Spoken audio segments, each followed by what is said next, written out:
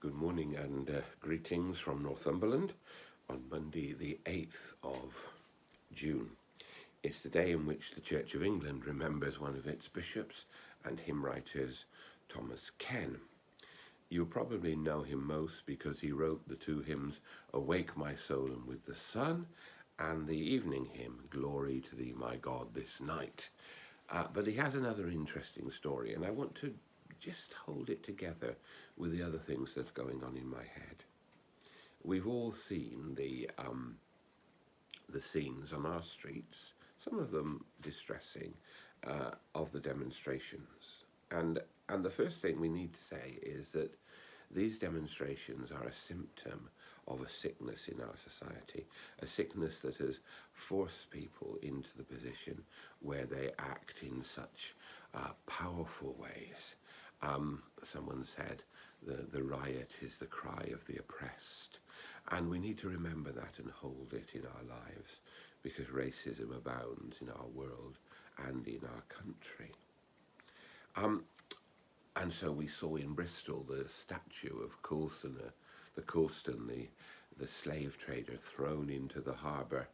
And although people don't, on the whole, like these acts, there is a degree of sympathy, because for years and years the city of Bristol has been arguing how they could actually acknowledge under this statue the fact that he was responsible for many, many tens of thousands of people being sold into slavery, and tens of thousands of people also dying as a result of what he did to increase his wealth.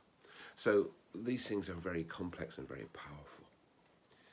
Then we have the story of Thomas Ken, who was the Bishop of Bath and Wells, who became the Bishop of Bath and Wells in the time of Charles II. Even though he was prepared to stand up to the king and to say, this is not the right thing to do, he still became Bishop of Bath and Wells.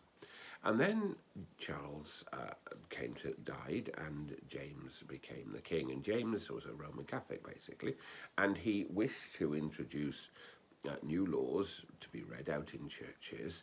And Thomas Ken and other bishops wouldn't read this interdict, this paper out, because they felt it went against their duty, their oath as a bishop, to preserve the church. And because of this, the king, James, had them locked up in the Tower of London for defying him. James then lost the throne, fled the country. Parliament declared the throne vacant, and we got that wonderful joint monarch, as Sellers and Yeatman say, William and Mary. And they came in, and the bishops, as they always do, have to swear an oath of allegiance to the new monarch. But Ken and others, up to, I think it was 600 or 700 others, would not take this oath.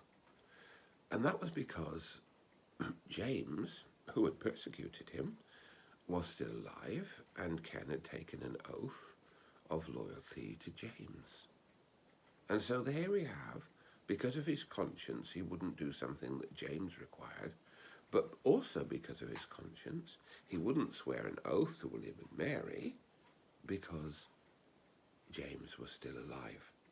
And he and the others, they were called the non-jurors, lost their jobs and had to find other employment. They were thrown out of their work. Ken did what he did because of his conscience.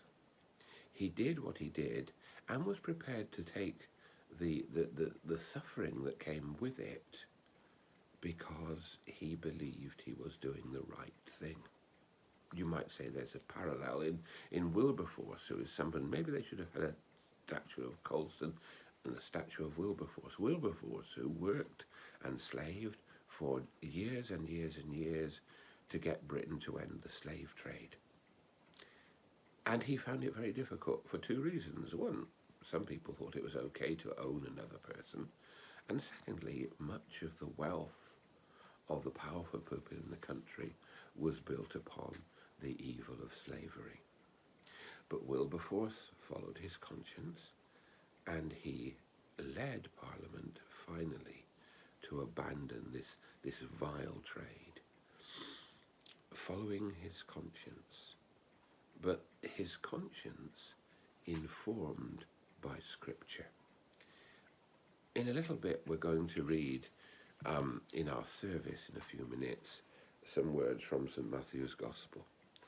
But I'm just going to read a verse or two to get you going. Jesus went up the hill and began to speak. Blessed are the poor in spirit, theirs is the kingdom of heaven. Blessed the gentle, they shall have the earth for their heritage. Blessed are those who mourn, for they shall be comforted. And I don't need to go on because you know it, but what I would say to you is, if you join us in morning prayer, listen to those words.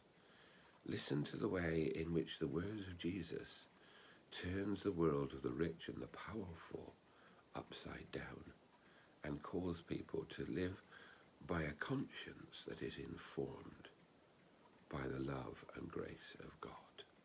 May God bless us.